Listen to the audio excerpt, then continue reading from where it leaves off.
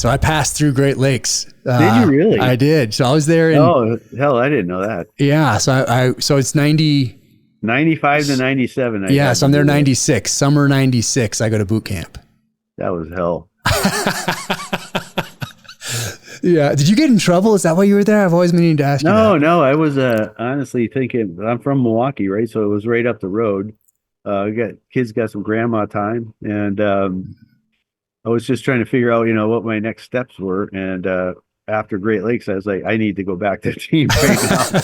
Yeah, that's so fun. But that was my first experience, and we're like, oh wow, because you're a SEAL, and you're the first one that we meet essentially as guys that are on our way to buds. I think there's a couple other, what do they call them? Maybe a couple people that maybe work in there in and out, maybe. I'm not sure. But dive motivators. Dive motivators. And I remember, so that's where I did my test. That's where I did my my swim, my run, my push-ups, my sit-ups, my pull-ups, all that stuff. And they didn't, they don't call them requests. They call them orders, right? So Great Lakes at that time was the only place for SEAL recruiting. And it wasn't, this is before, movies and any of that kind of stuff. So that's where we got all of our SEALs, is right at boot camp. And they decided that, when I went out there, that we were going to try to do the whole SEAL pre-training thing. I started that at Great Lakes. Yeah. And then it morphed into, everything that it turned in the last 20 years, and now it went away. Did it go away? Yeah. They invested how many millions in it, and it was so fitter quitters. That's all we got out of it. Military. So I don't tell a lot of people there that I actually started that, but I read it in the book. Yeah, I didn't know that, but I read it in the book. I was like, oh, interesting, because I didn't have that when I went through. It came, it came to fruition a few years later. But for those listening and wondering what we're talking about, it's a pre-buds type of a thing. I don't know if that was what it was called or not, but it was to prepare you for buds, to get more guys through buds. So prepare you mentally, physically, whatever. And essentially, we have the same amount of attrition that we always had after all that money and investment, because hey, it's this gauntlet, and you're testing yourself, and you can't really prepare too much for it. Just be in pretty good shape, as good a shape as you can, and don't quit. Be tough. Yeah, you know what? It morphed over time, though. And what it was when I did it, it was only designed to be 2 weeks to teach them very basic, like make sure you're swimming the right stroke, make sure you can do certain. You know what the skills are, or the PT thing is, but it turned into this 6-8 week thing, and that's when it went wrong. I believe, because teaching somebody the right way to swim is a good idea before they get the buds. It is a good idea, because that was the hardest part for me, because I didn't know, like, side stroke with a flutter kick, but you're on your side, kind of like, what is this? And you don't really get taught anything. You're just kind of pushed in the pool and told to do it.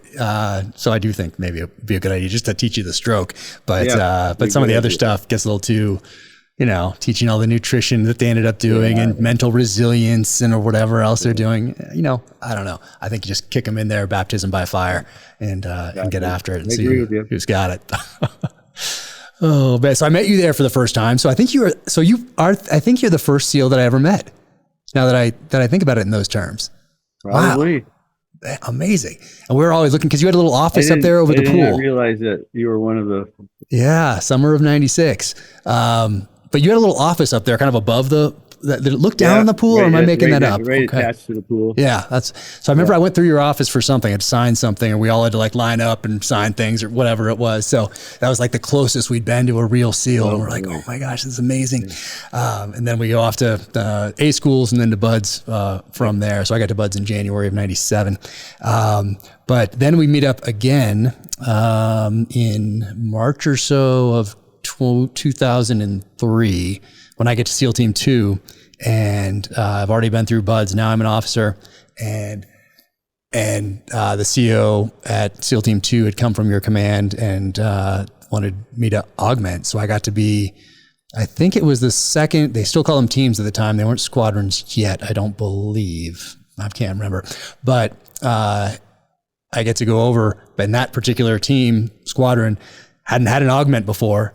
And so it was amazing. I just got thrown in I learned so much from those guys. They were all so amazing, took me under their wing. I learned so much that I would then apply to future deployments in Iraq. And you were so amazing. Ken was amazing. And it was just such a a positive experience for me. I mean, the deployment, we lost a guy on deployment. Tom, I'll just say his last name starts with an R.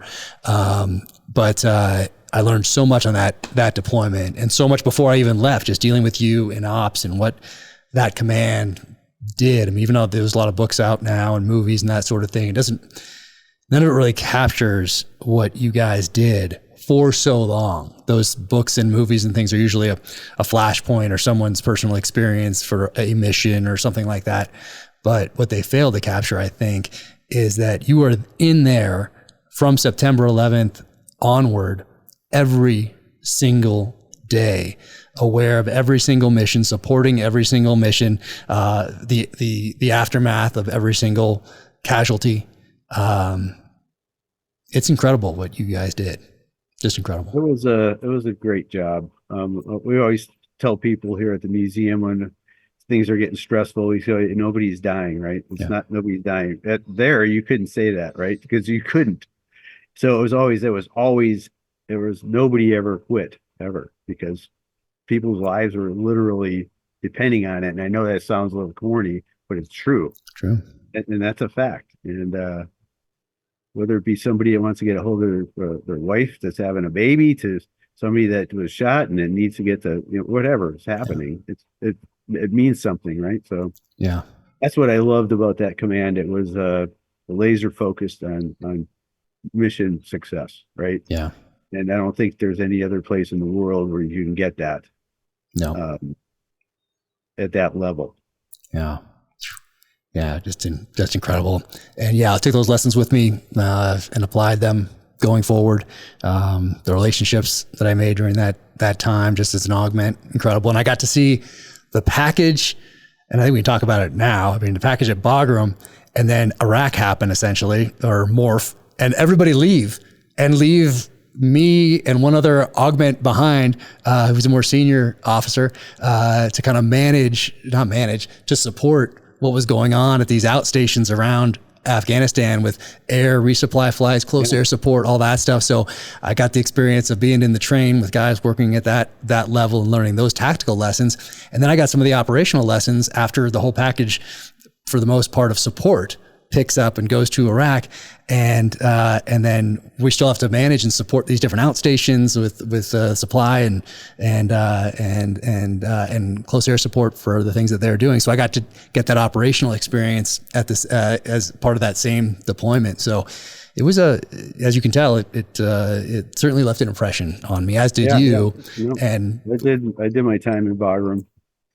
Wonderful place. Yeah. If you enjoyed that clip, watch the full episode here, or another clip here.